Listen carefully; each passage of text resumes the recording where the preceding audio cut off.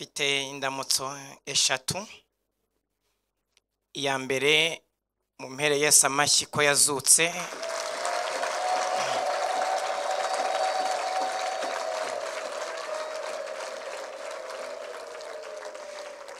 Yazutse sangahe azindutse.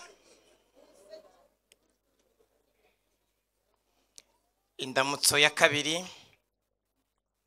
iravuga ngo umurimo w'Imana ukozwe n'umuntu w'Imana ugakorwa mu buryo bw'Imana ntabwo uzabura inkunga y'Imana.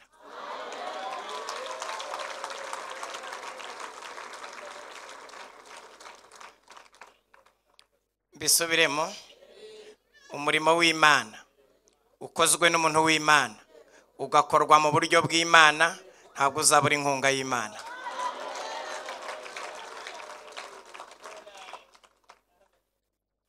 Indamutso ya gatatu iravuga ngo iduhamagara niyo kwizerwa no kubikora. Muhe Yesu amashyi yo hejuru.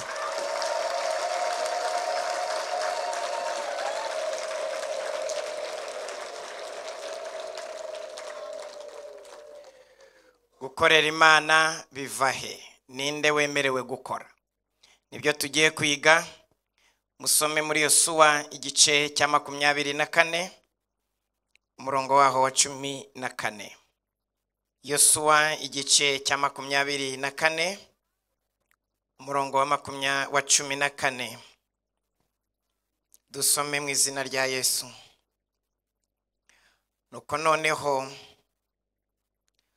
mwubahe Uwiteka, mumukorere mu by'ukuri mutaryarya,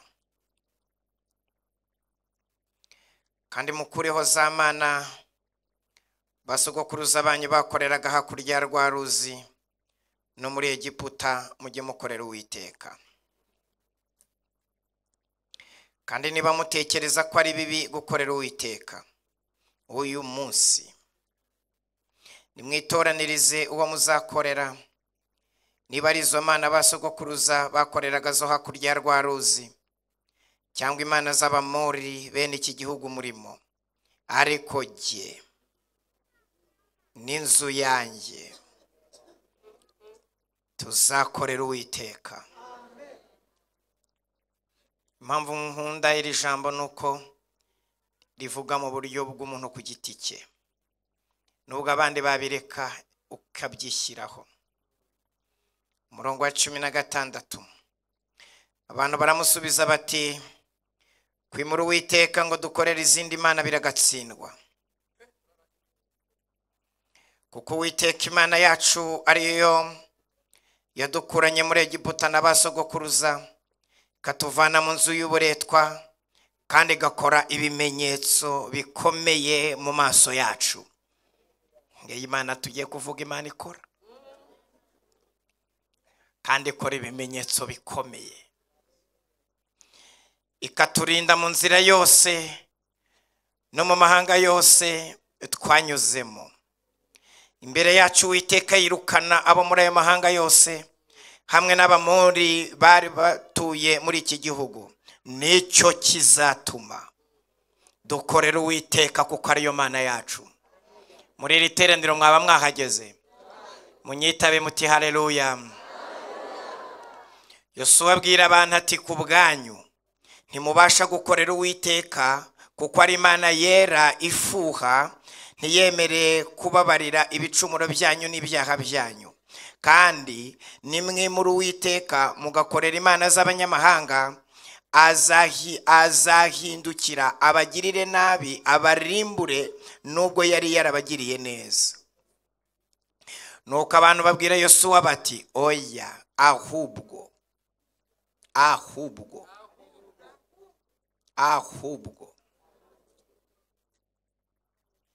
tuzakorera Uwiteka.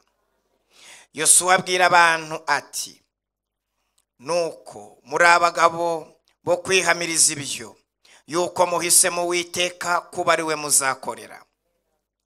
Nabo bati, turi abagabo b'ibyo. Full stop. Turi abagabo b'ibyo. Yosuwa ati, noneho ubwo ari ibyo, mukureho imana z'abanyamahanga ziri muri mwe, mukomereze imitima yanyu ku Uwiteka Imana ya Isiraheli. Abantu babwira Yosuwa bati, Uwiteka Imana yacu niyo tuzakorera kandi tuzayumvira. Nuko uwo munsi Yosuwa asezerana n'abantu, abahera amateka n'amategeko i Shekemu. Mwaba muri hano ngo muvuge amen.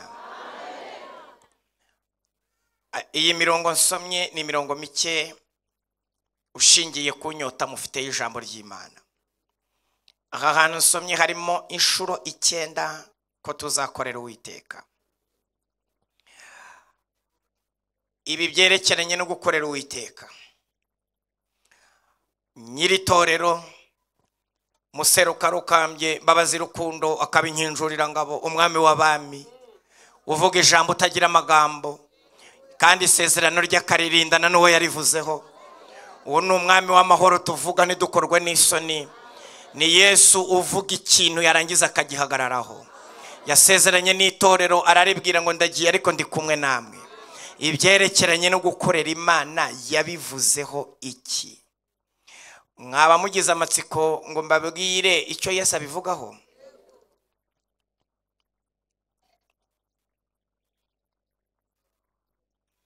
Bibiliya yawe ibamo ubutumwa bwiza bwa Mariko. Haba harimo igice cya 16 muri Mariko, ngo nkwere ku murongo wa 20 nushaka ufashwe.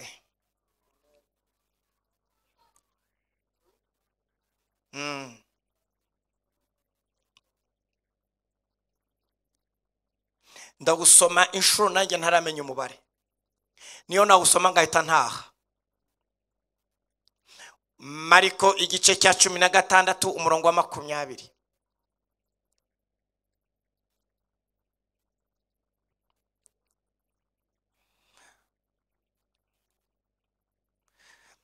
Abo barasohoka, mwahageze, bigisha hose,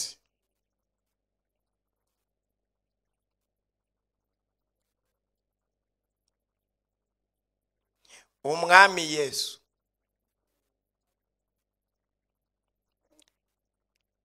Ndabivuga nteko namenetse, nashize, narize, napfuye.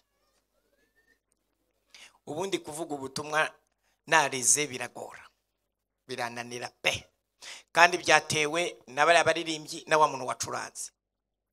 Uriya muntu wacuranze iriya ndirimbo Imana imumpera umugisha. Narize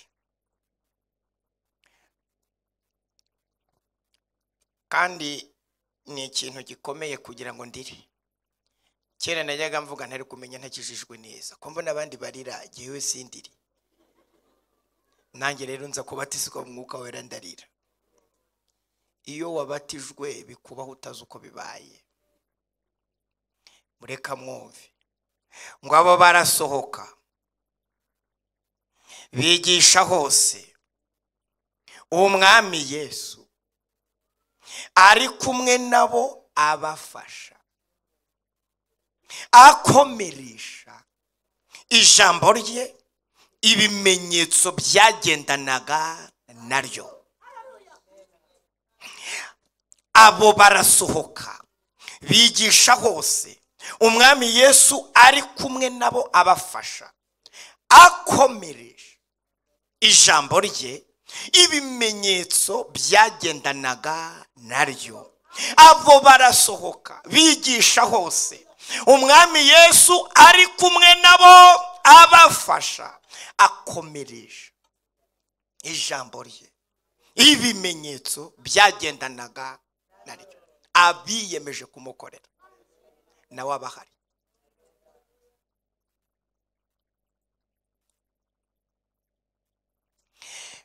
Gukorera Imana biva, ngiye kubabwira ibintu 10. Icyambere urabanza ugahamagarwa.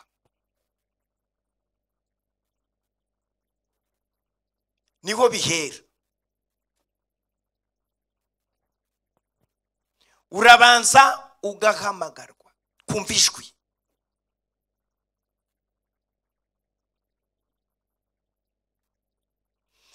turi gusenga ejo bundi umwuka yaratubwiye ngo abo yahamagaye azabahagararaho, abihamagaye bazimenya.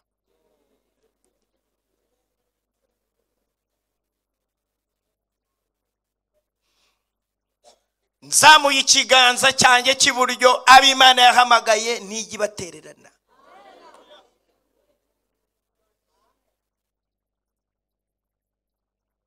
Iyo iguhamagaye ikujyanaho amaso yayo kugira ngo igufashe kukiguhamagariye. Haba hari abantu nka batatu banyumvise. Iyo iguhamagaye amaso yayo abacometse kuri wowe kugira ngo igukoreshe icyo iguhamagariye. Ntishobora guta uwo yahamagaye, ntishobora gutererana uwo yahamagaye.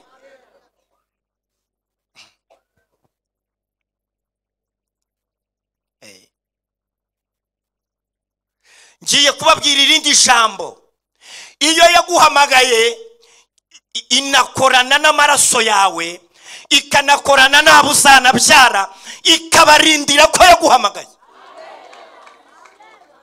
kugeza ku rwego imenya ngo uyu mwana ni uwandi, ikamenya ko yabyawe n'uwo yahamagaye, kugeza ku rwego inamurinda atazi ibyo ari byo we, ikamurinda inkuba.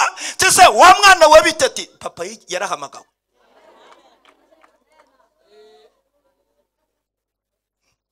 Atazi n'ibyo ari byo. Uwo yahamagaye imurindana n'abazamukomokaho, kuko Imana ntihamagara umwe, ihamagara umuryango.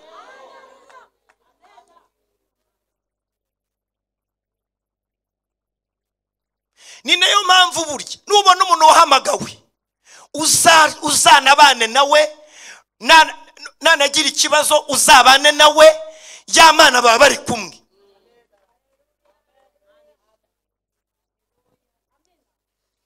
Muri iri teraniro hari umuntu uzi muka Nowa, umugore wa Nowa, muzi uko yitwaga? Ariko gukunda Nowa kwayo bituma n'umugore we tutaramenya izina rye ajya mu nkuge.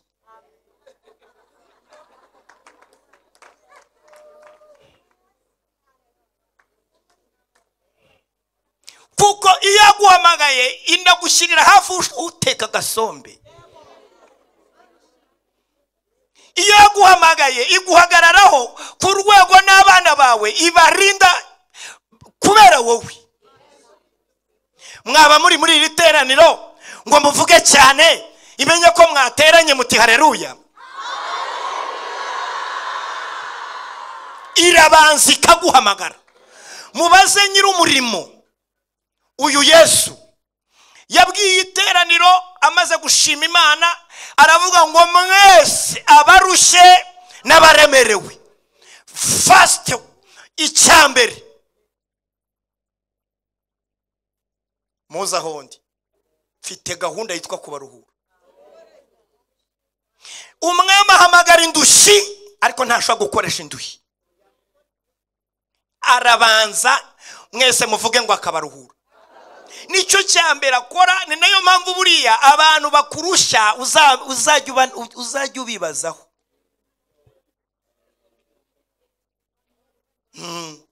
Kuko harushya utararuhuwe. Abaruhuwe baraseka kugeza no ku rwego utamenya ibibazo bye, kuko buri gihe abaseka.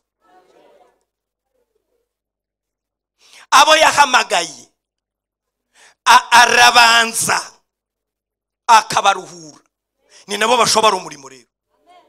Ntago Yesu ajya akoresha indushyi mu mubaza ari mu ijuru, arabanza akabaha amahoro. Aravuga ati mwese nimuze mfite imbaraga zihagije zo kubaruhura. Ikindi mwese ngiye kubitaho, mwemere kuba bigishwa banjye, munyigireho, mwemere kwiga discipleship, mwicare hasi mwige.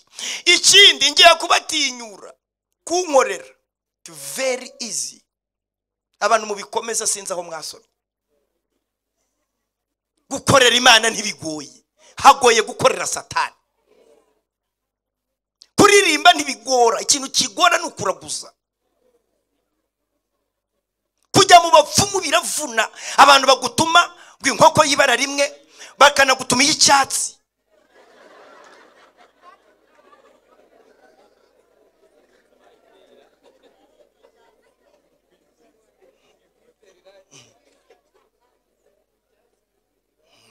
Bararusha abapfumu.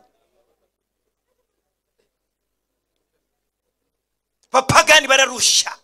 Ariko umwami wacu, babwira izina rya Yesaya hanuye habura imyaka 700 ngo avuke. Ngiye kuri babwira nimwashaka mufashwe. Yaravuze ngo nuko umwana yatuvukiye. Ngize amahirwe amishuri uko yitwa, azitwa umujyana, azitwa data wa twese, azitwa Imana ikomeye. Ngiye kubivuga we umwami w'amahoro. Mwamuhaye amashyi mugashyiramo n'impundu uko mwakenyeye.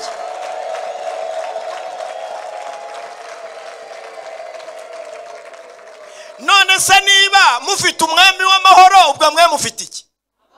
Abantu yahamagaye abaha package full yitwa amahoro.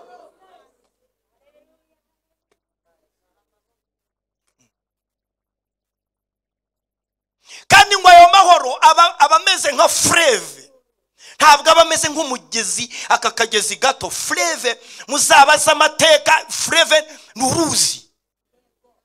Abahorera bwo baraho, kandi ni umutungo wimukanwa kandi utibwa, nta muntu ujya. Umuririmbyi yaravuze ngo ayo mahoro ni imari batazanyiba, kereka uyo yataye nta ujya dutesha, ahubwo kereka uyitereye. Ni umutungo batakwiba. Bashobora kukwiba amafaranga bakagutwikira inzu bakakontara zikarangira, ariko amahoro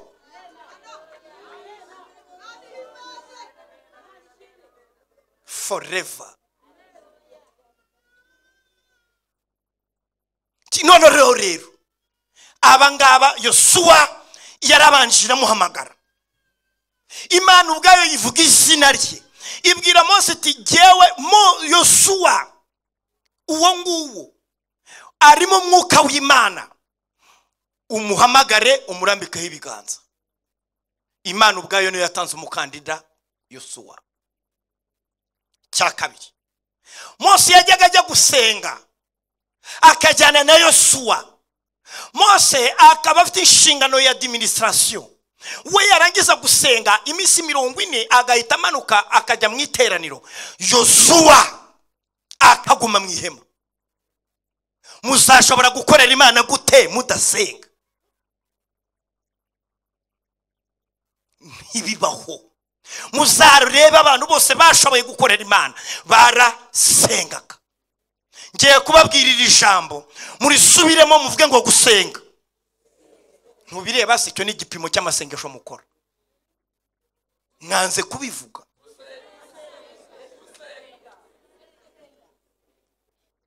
Ariko nta kintu bimbwiye. Jewe ntago naje hano ngo mufashwe, naje ngo mubyumve.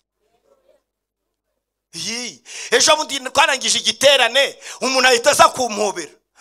Pastor, turagukunda ngo wakoze ngo watwigishije neza. Nteka abanyamagambo.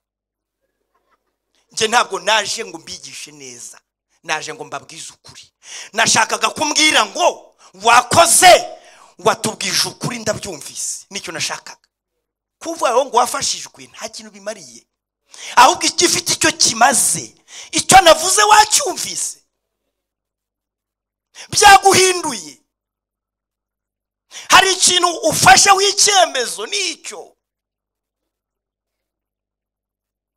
Narimvuze ngo iri teraniro mwese muvugira ijambo ngo gusenga. Musubiramo ngo gusenga. Musubiramo ngo kwiyiriza ubusa. Wowe ko ariyo password yafashije abambere, wowe uzabishobora ute gukorera Imana n'umubiri gusa? Uzashobora gukorera Imana ututumvijwe ryayo? Uzashobora gukorera Imana gute mutaganira? Uzakuraho ijambo ry'Imana udasenga? muzakuraho indirimbo beura mudasenga, ntawe ziva mu masengesho. N'incurango iva mu masengesho. Gukorera Imana biva mu gusenga.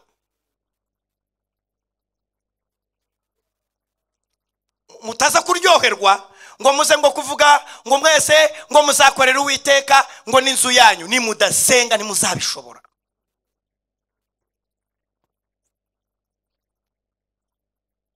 Cyakora mwagira amatiku mukatikura, cyangwa se mukagira inama, cyangwa se mukaba abajama, mukaba abantu bari aho ngaho bavuga utugambo dutondetse neza, mukaba abantu b'abanyamateka, cyangwa mukavuga mu bon I think if you see. Cyo ntabwo ari byo bikenewe. Hakenewe ngiye kukivuga ikindi cya gatatu Yosuwa yarafite umwuka w'Imana. Hakenewe abantu bazashobora gukorera Imana n'abantu mufite umwuka wera. Muzabaze nyiri uyu murimo agiye gutuma bigishwa ibyakozwe n'intumwa igice cya 1 umurongo wa 8.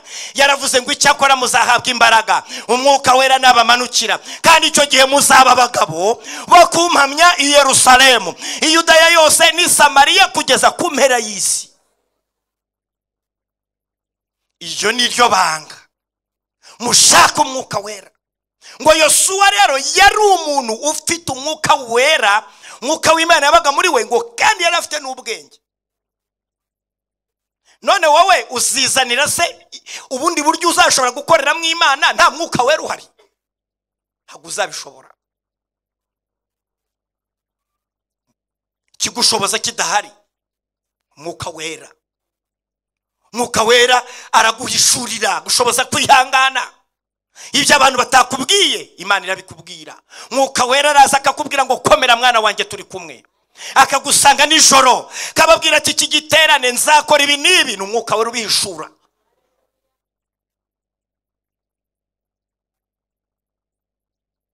Mushake umwuka wera aho muzashobora gukorera Imana.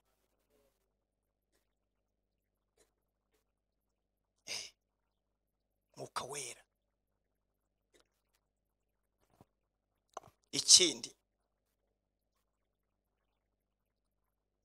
Yosuwa yatekerezaga d'une façon positive, mu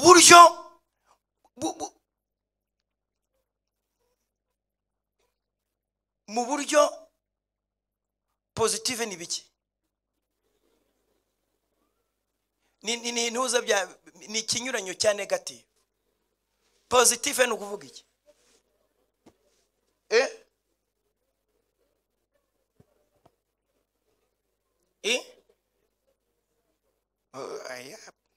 D'une façon positive ni ukuvuga iki?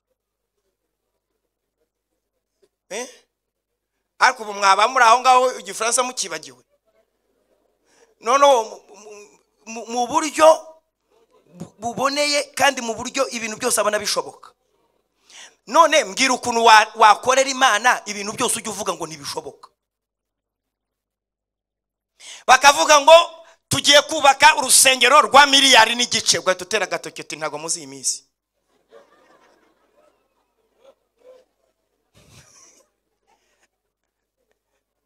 Ayo mafaranga murumva azavahe? Kandi nawe ngo urashaka gukorera Imana, oro ntabwo uzi mu bubiko bw'Imana ibibamo. Umeze nka wa muntu wapfuye ku munsi w'ibisubizo. Hari abantu bapfa ku munsi w'ibisubizo. Umuntu watinyutse agatekereza mu buryo buri negative kandi agashyira mu Imana. Nuvuga Imana uzajya umenya ngo ibintu bitashoboka iwanyu mwese mwateranye. Ibitashoboka abapastor bose bakwisi bateranye, uzamenye ko Imana ibishobora. None urashaka gukorera Imana utazi n'imbaraga zayo.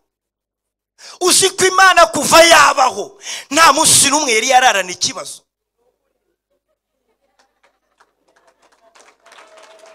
Nta munsi n'umwe yari yahangayika. Nta kibazo na kimwe yari yagira. Ni Imana ishobora byose. Ni Imana yitwa El Shaddai, Dieu tout puissant. Imana Imana ishobora kubwira amazi yamanuka ikabwira ngo aterere. Imana ishobora gufata inkoni yumye igatumiza n'indabo. Imana ishobora kuvana amazi mu ibuye. Imana ishobora guca umuhanda mu mazi. Wasobanura gute ukuntu Imana ifata umuntu ikamushyira mu nda akabaho amezi 9? Protokole yose ari ijuru.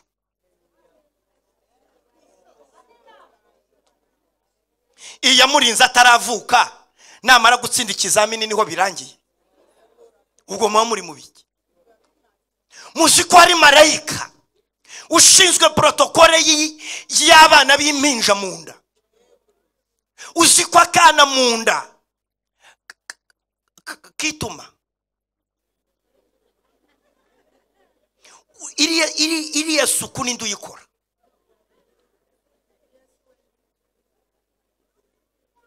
Uzi ko kaba kari mu mazi kigaragura mu nda yawe. Marayika w'Imana agahita amenya ngo karitumye, agahita agakorera isuku mwimbere wowe utaranakabona. Uwo mwanda ntukajye mu kanwa, hakaba hari protokole y'ijuru irimo ikorera mu nda yawe. Amagufa gakura kakazana umusatsi kari mu mazi. Imana izana umusatsi uri umwana uri mu nda. Warangiza ukatekereza dini façon négative ngo nuko konta rirangiye. Haguze ibyo ari byo. Haguze ibyo ari byo. Ngo nuko ngo baguhagaritse ngo gengo nayo baragiye ikorari ngo none ngo banze kuntora ngo ubwo birarangiye. Wowe manda y'iminota 3. Kune ngo bari barambwira ndirimbo nije nzayitera ngo ubwo dirije ngo bihinduye ngo ubwo sinzasubira kurepeta. Iyo ni imiteto. Ibyo ni ibintu by'abantu biciriritse. Je ni ibintu biraho ngaho.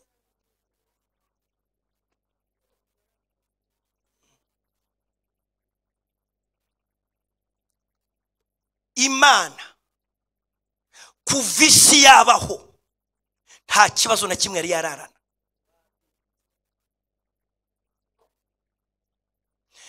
Yitwa Eliyoni. Imana iri hejuru ya byose. Nta kintu kizayirunguruka mu mutwe. Nta mana y'inyeshyamba izatera ngo ihaguruke ku ntebe yayo y'icubahiro. Ifite icyubahiro. Ejo bundi mu ijuru habaye umumarayika arakubagana. Barimo baramya Imana. Hari timu ishinzwe kuramya Imana y'abaserafi. Abamarayika bafite amababa 6.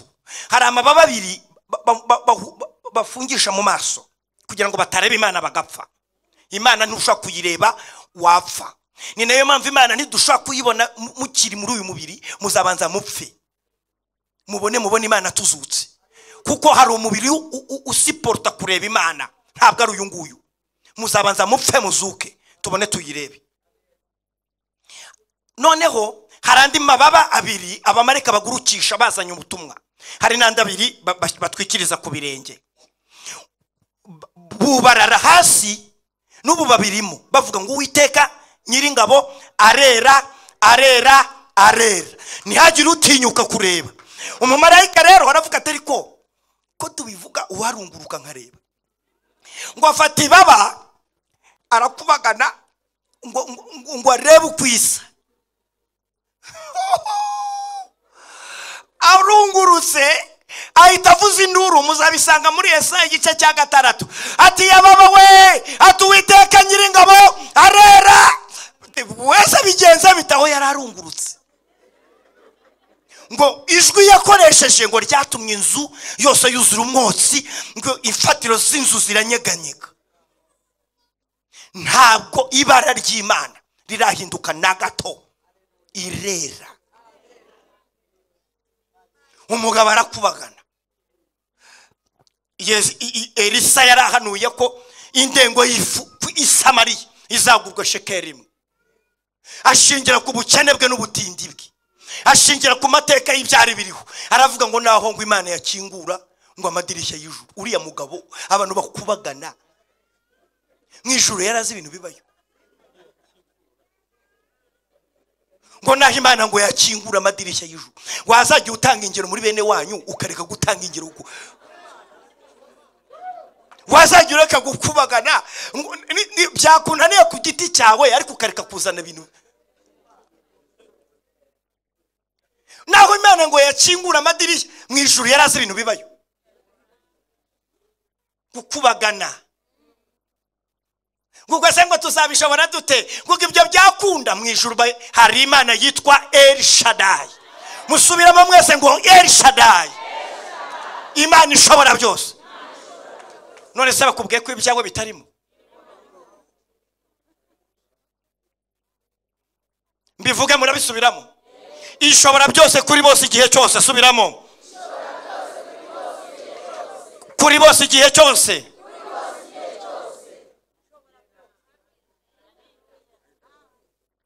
Mu gihe cyose ni muno turimo. Nawe urimo se muri bose? Byose kuri bose igihe cyose. Subiramo.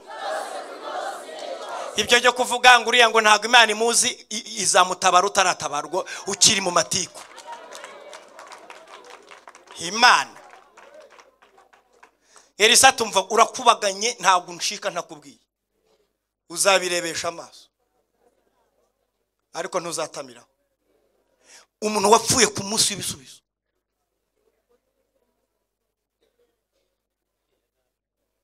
yakubagana gashaka iki? Hari ibyo bita gukubagana no kurengera.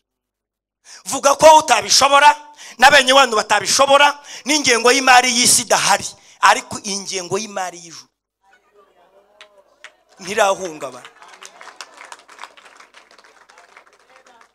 Ntirahungabana. Ntirahungabana. Haleluya we! Cye gufashwa ni handi hanje. Haleluya! Ingengo y'imari, igikoni cy'ijuru na n'ubu kiracyahari. Imana iracyafite ibiryo. Yabwiye Abisirayeli ababwira ngo jewe inkono zanyu muzishize muri Egiputa, sinshaka guhagurukana icyungo, mufata amazabu y'abanyegiputa iby'inkono muzajya muri ibyatekewe mu ijuru. Imana ifata ibiryo kuko Imana yari izi ko nta bitaro, yari izi ko nta binini bazanywa, ibaka ibiryo birimo n'imiti.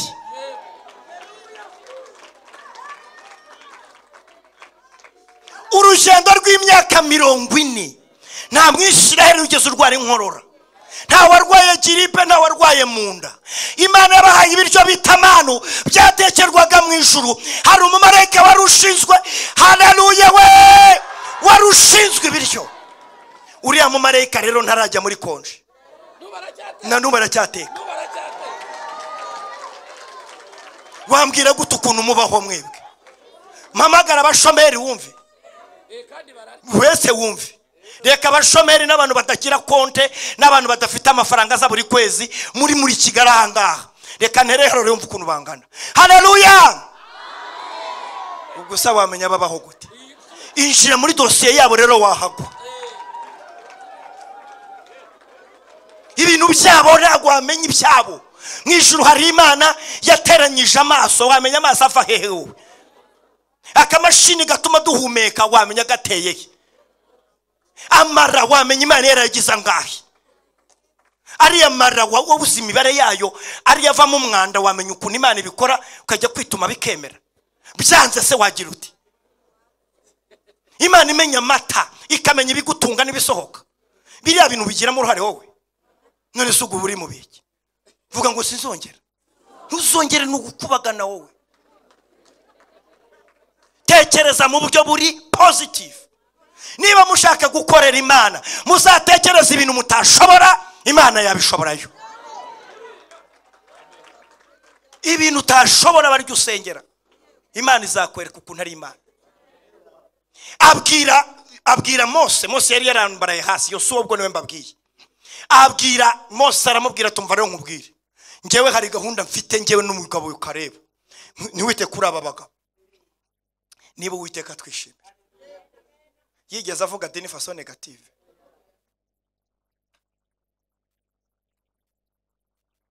Kandi iminota yanjye ni mwitahire hajya mutahasangaye